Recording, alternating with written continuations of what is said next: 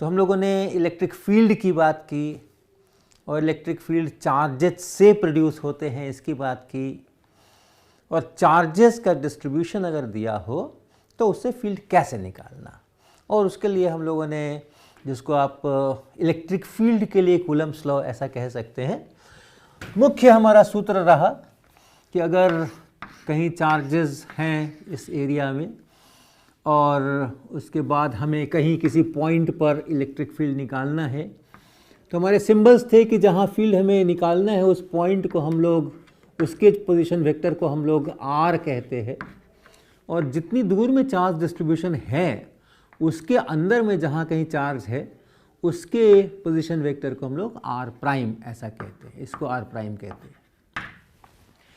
और तब ये जो r vector minus r prime vector है वो ये वेक्टर बनता है, अगर हमने यहाँ आर प्राइम से लेकर के और इसे जोड़ा इसको, ये जो वेक्टर है ये r minus r prime vector बनता है।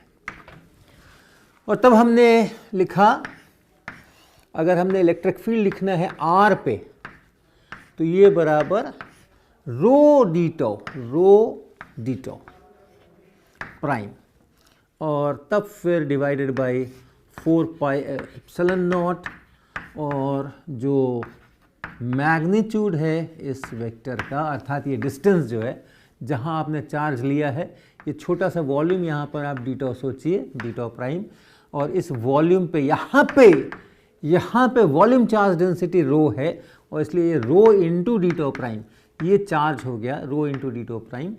रो इज़ एट आर प्राइम, जो कि है, जो उसमें चार्ज है डिवाइडेड बाय वॉल्यूम, इसलिए चार्ज हो गया ये रो इंटू डीटो, तो ये रो इंटू डीटो प्राइम ये चार्ज, और उसके बाद 4 पाई एप्सिलॉन नॉट, और ये डायरेक्शन मिल गया यहाँ से, और ये दोनों मिला करके मैग्नीट्यूड मिल गया। तो ऐसा हम लोगों ने वॉल्यूम चार्ज डिस्ट्रीब्यूशन के लिए कहा। सरफेस चार्ज डिस्ट्रीब्यूशन अगर हो, केवल सरफेस पर चार्ज हो, जैसा हमने एग्जाम्पल लिया था पिछली बार, तो हमने उसके लिए लिखा था सिग्मा और फिर ये d a prime r minus r prime d a prime, ऐसा sigma into d a prime, ये चार्ज हो गया, और बाकी सब कुछ वही।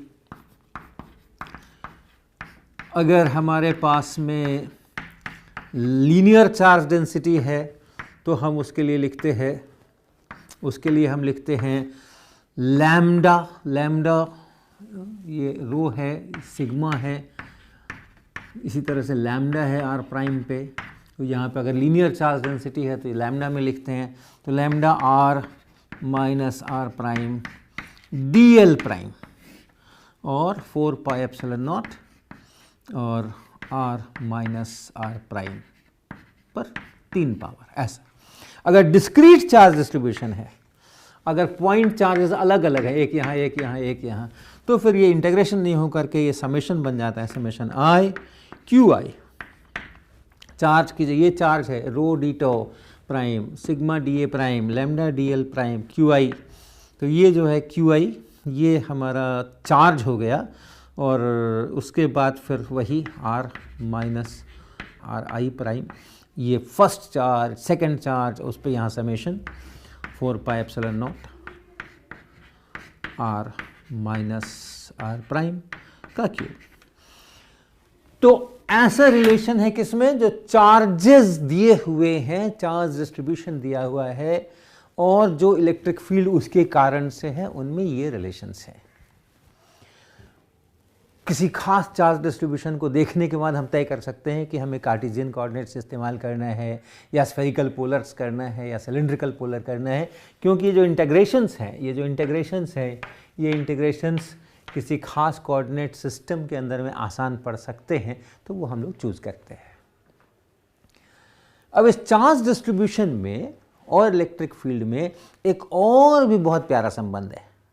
एक तो ये संबंध हो गया, चार्ज डिस्ट्रीब्यूशन दिया है, इलेक्ट्रिक फील्ड उसके कारण से है, उनमें ये संबंध है। और एक दूसरा बड़ा अच्छा संबंध है, फिर से अगर चार्ज डिस्ट्रीब्यूशन दिया है और उसके कारण से इलेक्ट्रिक फील्ड हैं, तो इन दोनों में एक दूसरा बहुत ही बढ़िया प्यारा रिलेशनशिप है, जिसको हम लोग कहते हैं गॉसेस लॉ।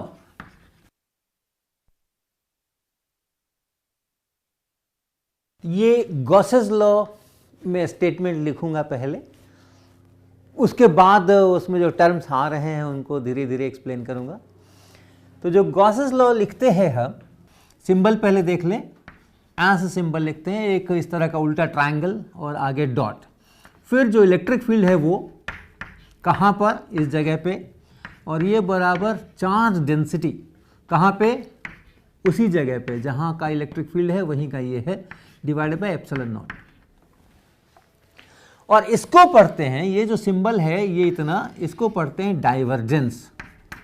डाइवर्जेंस हो सकता है आपने अपने गणित के क्लास में पढ़ा होगा इसके बारे में, डाइवर्जेंस के बारे में थोड़ा, जितना हमें चाहिएगा उतना हम जरूर एक्सप्लेन करेंगे। तो divergence, divergence of electric field या डाइवर्जेंस ई, ऐसा इसको पढ़ेंगे। तो ये क्या चीज़ है वो हम अभी देखते हैं, लेकिन कुछ ना कुछ ये जो इलेक्ट्रिक फील्ड है उस पर कुछ ऑपरेशन हो रहा है। तो हमने अपना कुछ चार्ज डिस्ट्रीब्यूशन है, यहाँ कहीं मान लो चार्ज डिस्ट्रीब्यूशन है, यहाँ पे चार्जेस हैं, और एक वॉल्यूम है उसके अंदर चार्जेस हैं, और हमने उसमें कोई पॉइंट पिक किया और उस पॉइंट को हमने कहा कि ये आर वेक्टर है ये। अब इसी पॉइंट पर इलेक्ट्रिक फील्ड और इसी पॉइंट पर जो चार्ज डेंसिटी है वो यहाँ पर आ रही है, इसीलिए एक ही आर है, आर और आर प्राइम करके नहीं है। चार्ज कहीं और इलेक्ट्रिक फील्ड और कहीं, ऐसे दो पॉइंट्स नहीं।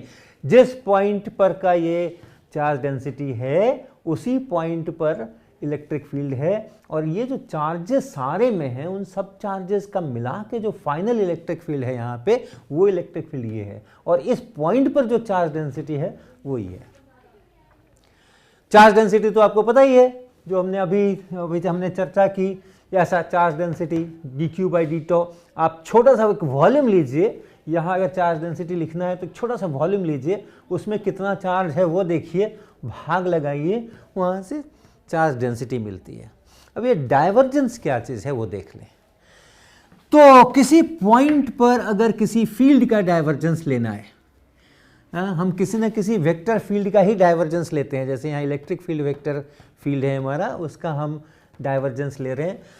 तो जिस पॉइंट पे आपको डाइवर्जेंस लेना है उस पॉइंट के अराउंड आप एक कोई वॉल्यूम बनाइए, एक कोई वॉल्यूम बनाइए, उसको लेते हुए, उसको अंदर लेते हुए, और ये जो वॉल्यूम है इसको आप कुछ नाम दे दीजिए, डेल्टा टो नाम दे दीजिए इसको, डेल्टा टो ऐसा।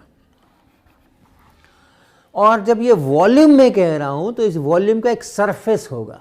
हर एक वॉल्यूम अगर कहते हैं तो वो अंदर इंक्लोज्ड होता है, और एक सरफेस होता है जिसके अंदर वो वॉल्यूम होता है। ओपन सरफेस होगा तो फिर उसका वॉल्यूम नहीं होगा, वो सब तरफ ओपन है, कहीं से कहाँ तक का उसमें लेना है पता नहीं। लेकिन क्लोज सरफेस अगर है तो उसके अंदर का वॉल्यूम बहुत क्लियर है कि हाँ ये इसके अंदर वॉल्यूम है। तो ऐसा एक वॉल्यूम बनाइए और उसका जो सरफेस हो उस पर ध्यान रखिए। इसका जो सरफेस है वो सरफेस ये डेल्टा एस, ये सरफेस है, और हर जगह यहाँ पे वो फील्ड है, हर पॉइंट के ऊपर फील्ड है, इलेक्ट्रिक फील्ड यहाँ भी है, यहाँ भी है, यहाँ भी है, यहाँ भी है, हर जगह इलेक्ट्रिक फील्ड है। तो अब देखिए क्या करना है, ये जो सरफेस है इस सरफेस पे ध्यान रखिएगा। इस सरफेस पर एक छोटा सा हमने और सरफेस बनाया, ये छोटा सा सरफेस बनाया यहाँ पे ऐसा सरफेस। अब ये वॉल्यूम नहीं बना रहा हूँ, ये सरफेस बना रहा हूँ। अब देख लीजिएगा 2 डायमेंशन में 3 डायमेंशन की बात कर रहा हूँ, इसलिए थोड़े आपको अपने इमेजिनेशन स्ट्रेच करने पड़ेंगे। सबसे पहले हमने कहा कि यहाँ पर हमने एक छोटा सा वॉल्यूम बनाया, और उस वॉल्यूम का जो सरफेस है उस पर अब मेरा फोकस है, और वो जो सरफेस है उस पर हमने एक छोटा सा हिस्सा लिया, और छोटे से हिस्से को हम अब ds बोलेंगे। इस छोटे से हिस्से को अब हम ds बोलेंगे। तो क्या करना है मुझे, इसके सरफेस पर रहना है। ये मान लो सरफेस है कोई, अंदर में वॉल्यूम है और उसके अंदर में वो पॉइंट है, और इस पर हमने ये छोटा सा पार्ट लिया है और उस पार्ट को हम कह रहे हैं ds। और उस एरिया पर, उस जगह पे, चूंकि छोटा सा पार्ट है तो आप उसको समझ सकते हैं कि छोटा सा प्लेन टाइप का है, और इस पर परपेंडिकुलर खींचिए और बाहर की तरफ उसकी दिशा बनाइए, ऐसा ऐसा ये। तो ds जो एरिया है उतना मैग्नीट्यूड, और ये डायरेक्शन, इस वेक्टर को हम लोग कहते हैं ds dA लिख लीजिए, मैं dA लिखूंगा बाद में, dA। इसको हम लोग कहते हैं dA वेक्टर और इसको हम लोग कहते हैं एरिया वेक्टर। क्या क्या हो गया, हमने एक क्लोज सरफेस लिया, उस क्लोज सरफेस के ऊपर एक छोटा सा हिस्सा लिया और छोटे से हिस्से पे उस जगह पे, उस सरफेस पे एक परपेंडिकुलर खींचा और बाहर की तरफ उसकी दिशा लगाई और एक वेक्टर बनाया उस दिशा में। कितना लंबा, कितना बड़ा, कितने मैग्नीट्यूड का वेक्टर, तो उस एरिया का जितना सरफेस एरिया था उतने मैग्नीट्यूड का, उसको हम कहेंगे ये एरिया वेक्टर। तो अब हमें क्या करना है, यहां पे इलेक्ट्रिक फील्ड भी है, हर जगह इलेक्ट्रिक फील्ड है, यहां भी इलेक्ट्रिक फील्ड है, उसकी भी एक दिशा होगी, उसका भी अपना एक मैग्नीट्यूड होगा। इस इलेक्ट्रिक फील्ड को और इस डीए वेक्टर को आपस में डॉट प्रोडक्ट कीजिए। सब सीक्वेंस याद रखिएगा क्या क्या कह रहे हैं। इसको आप डॉट प्रोडक्ट कीजिए ऐसा, और ये डॉट प्रोडक्ट करने के बाद ऐसा ही एरिया आप पूरे सरफेस के ऊपर बनाइए, पूरे क्लोज सरफेस के ऊपर बनाइए, यहाँ वहाँ वहाँ वहाँ वहाँ वहाँ, और हर जगह डीए वेक्टर अपना अपना लिखिए और हर जगह का इलेक्ट्रिक फील्ड देखिए और E dot D A, E dot D A, E dot D A बनाइए। सबको सम कीजिए अर्थात इंटीग्रेट कीजिए, और वो जो इंटीग्रेशन आएगा जिसको हम लोग ऐसा एक यहाँ पे इंटीग्रेशन के साइन के बाद एक गोला भी बनाते हैं। ये गोला बताने के लिए है कि जो सरफेस है ये क्लोज सरफेस है, बंद सरफेस है, इसके अंदर में एक वॉल्यूम कैद है, ये बताने के लिए हम लोग ऐसा कहते हैं। तो ये जो हमने छोटा सा वॉल्यूम लिया था, उस छोटे से वॉल्यूम का जो सरफेस है, उस सरफेस पर हम ये सारा धंधा कर रहे हैं। उस पूरे सरफेस पे हमें इंटीग्रेशन करना है, किसका, ई डॉट डी ए का, और इसको भाग लगा देना है इस वॉल्यूम से, डेल्टा टो। जिस वॉल्यूम का ये सरफेस है, जिसको बड़ा करके हम यहां दिखा रहे हैं, जिस वॉल्यूम का ये सरफेस है, और वो वॉल्यूम क्यों मैंने चूज किया था, कहां मैंने चूज किया था, तो जिस पॉइंट पे एक कोई पॉइंट पकड़ा हमने और उस पॉइंट के ऊपर चार्ज डेंसिटी ये रो है और उससे हम इसको रिलेट करने वाले हैं। तो जिस पॉइंट पर ये चार्ज डेंसिटी रो हम लिख रहे हैं, उसी पॉइंट के अराउंड हमने ये क्लोज सरफेस बनाई थी और उसी का वॉल्यूम है और उसी का सरफेस है और उसी सरफेस पर हम ये पूरा काम करेंगे और उसी वॉल्यूम से हम यहां भाग लगाएंगे और फिर उस वॉल्यूम को हम श्रिंक करेंगे, उस वॉल्यूम को हम छोटा करेंगे। हमेशा ये पॉइंट उसके अंदर रहना चाहिए। ये पॉइंट जो है जहां हम ये सारा काम कर रहे हैं वो इसके अंदर होना चाहिए, रो उसके अंदर होना चाहिए जो हम पॉइंट ले रहे हैं आर, और उसके बाद उसको अंदर रखते हुए वॉल्यूम को हम श्रिंक करेंगे, टेंस टू 0 कराएंगे। This delta tau, this tends to 0। ये जो चीज होती है उसको इस पॉइंट पर इस फील्ड का डाइवर्जेंस बोला जाता है।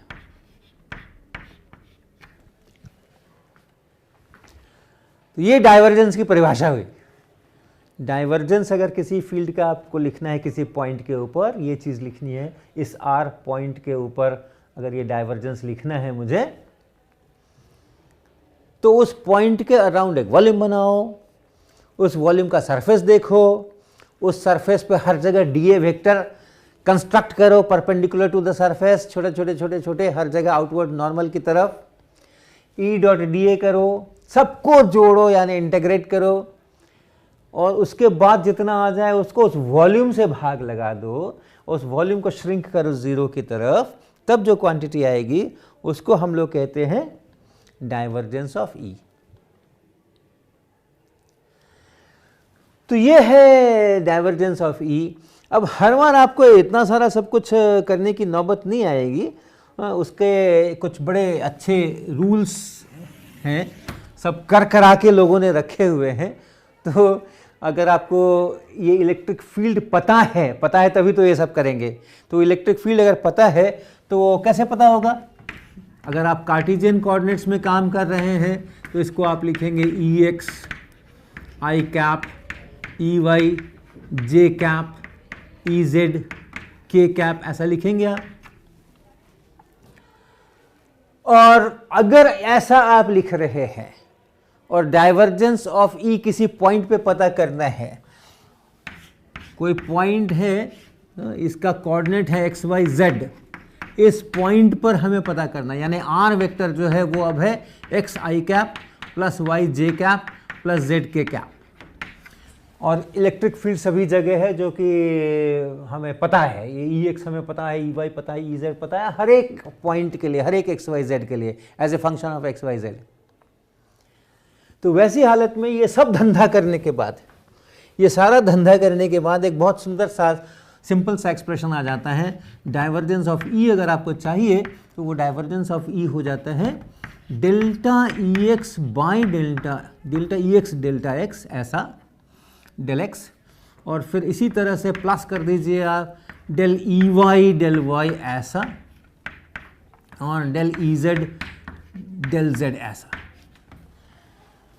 जिस पॉइंट पर आप ये डाइवर्जेंस लिख रहे हैं उसी पॉइंट पर, उसी एक्स वाई जेड पर ई एक्स क्या है, ई वाई क्या है, ई जेड क्या है, as a function of x y z वो आप लिखें, और उसको आप एक्स में डिफरेंशिएट करें, ई एक्स को, ई वाई को आप वाई में डिफरेंशिएट करें, ई जेड को आप जेड में डिफरेंशिएट करें, सबको जोड़ दें, तब जो चीज़ निकल करके आती है वो डाइवर्जेंस ऑफ ई उस जगह पे बन जाती है।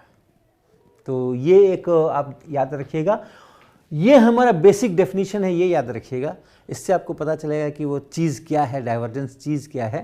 तो ये हमारा बेसिक डेफिनेशन है, और इसके आगे बढ़ते बढ़ते अगर कार्टेशियन कोऑर्डिनेट्स में इसको हल करेंगे तो आपको ये एक्सप्रेशन मिलेगा। इसी प्रकार से अगर आप स्फेरिकल पोलर कोऑर्डिनेट में काम कर रहे हैं, स्फेरिकल पोलर कोऑर्डिनेट्स में आप काम कर रहे हैं, अगर मैंने इसकी चर्चा की थी पीछे के लेक्चर के अंदर में, तो उसमें क्या है, उसके अंदर में हमारा जो पॉइंट्स है, कोई पॉइंट है स्पेस के अंदर में, तो उसको हम एक्स वाई जेड से नहीं बता के आर थीटा और फाई से बताते हैं, और ये जो डिस्टेंस है ओरिजिन से वो आर होता है, और फिर हम यहाँ से एक परपेंडिकुलर खींचते हैं जेड एक्सिस के ऊपर, और बोर्ड पे हमेशा हम टेढ़ा टेढ़ा दिखाते हैं क्योंकि हमारा एक्स वाई जेड एक्सिस जो है तो पॉइंट कहीं बीच में होता है, और वहाँ से जब परपेंडिकुलर खींचते हैं तो फिर बोर्ड पे तो दिखा नहीं सकते, तो ऐसा आप कल्पना कीजिए कि ये इस प्लेन के बाहर है और यहाँ से हमने परपेंडिकुलर खींचा हुआ है, और ऐसा परपेंडिकुलर खींचिए, और ये जो प्लेन है ओ जेड और ये पी, ये जो प्लेन है जो ऐसा बनेगा, इस प्लेन को आप देखें, और यहाँ ओपी का जेड एक्सिस से जो एंगल है वो थीटा है, और ये प्लेन, और इधर जो हमारा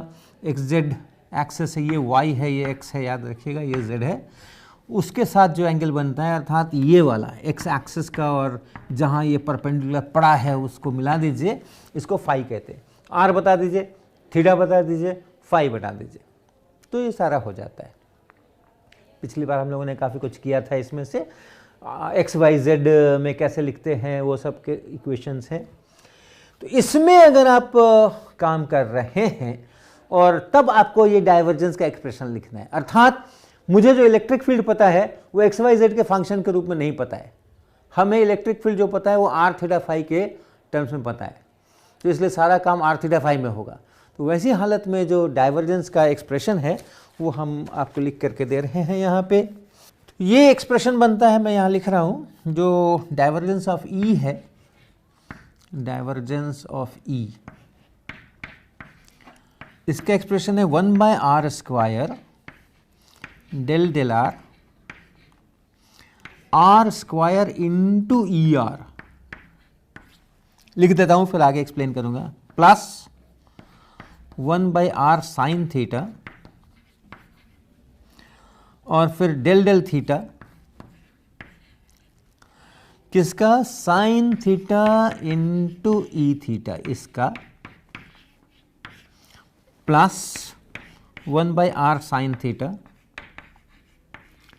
डेल डेल फाई, किसका, तो ई फाई का, ऐसा। अब ये ई आर क्या है, ई थीटा क्या है, ई फाई क्या है, तो फिर से एक बार आपको स्फेरिकल पोलर कोऑर्डिनेट्स का ध्यान करना पड़ेगा। अगर आप उन एक्सेस को देखते हैं,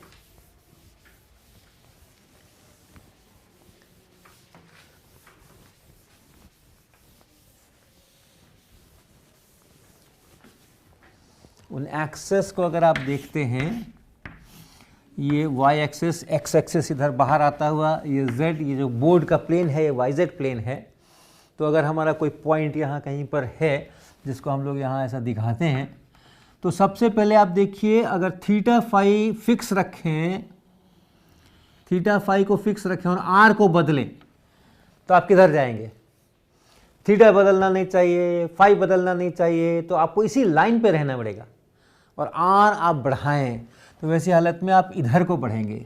ये जो डायरेक्शन है, इस डायरेक्शन को हम लोग कहते हैं ये r डायरेक्शन, और इधर जो यूनिट वेक्टर है उसको हम लोग ऐसा लिख सकते हैं, ER ऐसा लिख सकते हैं, या r कैप, सीधा सीधा r कैप भी लिख सकते हैं।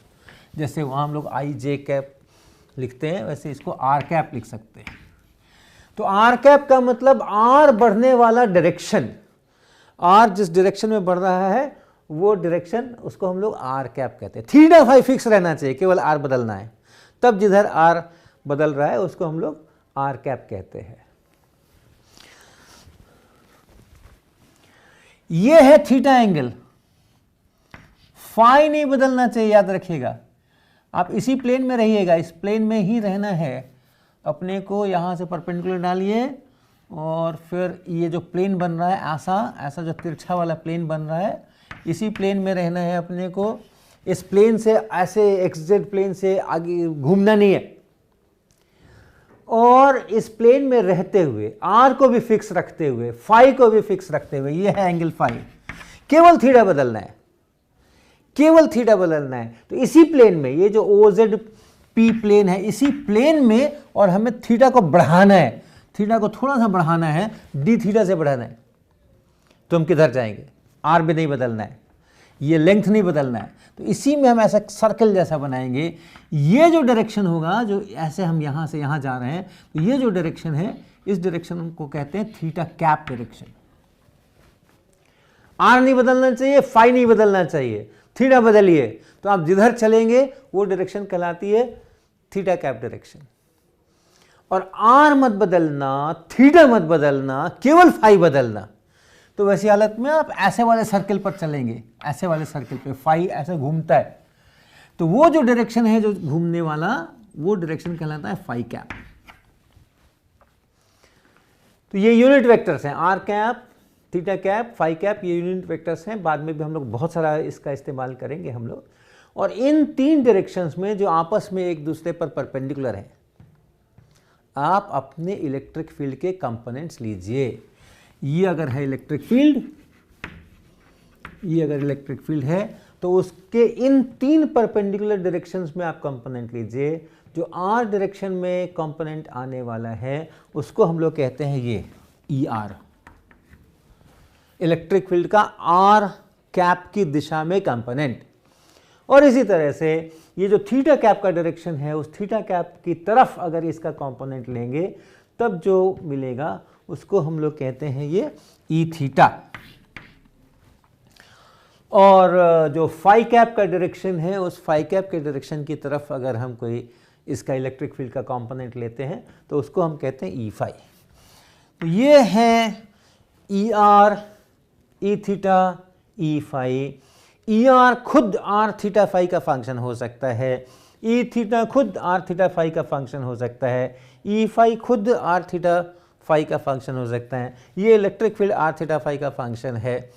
तो अब यहाँ पे हम लोग इसको डिफरेंशिएट कर रहे हैं, आर स्क्वायर से पहले मल्टीप्लाई कर रहे हैं और इस पूरे को आर की अपेक्षा डिफरेंशिएट कर रहे हैं, और ये पार्शियल डिफरेंशिएशन है।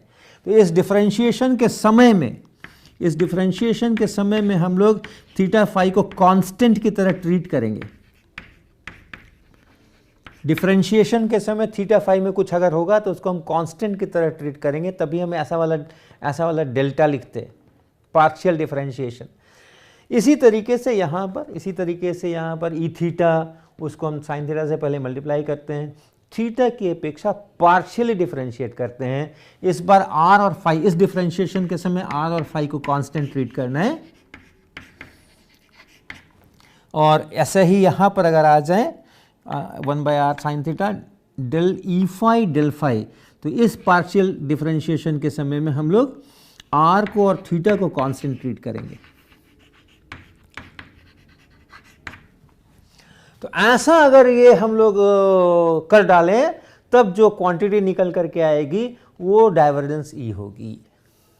स्केलर है, ध्यान रखिएगा, यहाँ कहीं अब वेक्टर नहीं है, अब कहीं वेक्टर नहीं है, सीधा अंकगणित वाला, अरिथमेटिक वाला, अलजबरा वाला ऐड करना है इसके अंदर में, वेक्टर एडिशन नहीं करना है। ये टर्म ये टर्म ये टर्म सब स्केलर्स हैं, तो सब मिल करके जो डाइवर्जेंस ई है ये एक स्केलर क्वांटिटी है और होनी भी चाहिए, क्योंकि हमारा तो डाइवर्जेंस ऑफ ई जो है वो रो बाई एप्सिलॉन नॉट होने वाला है,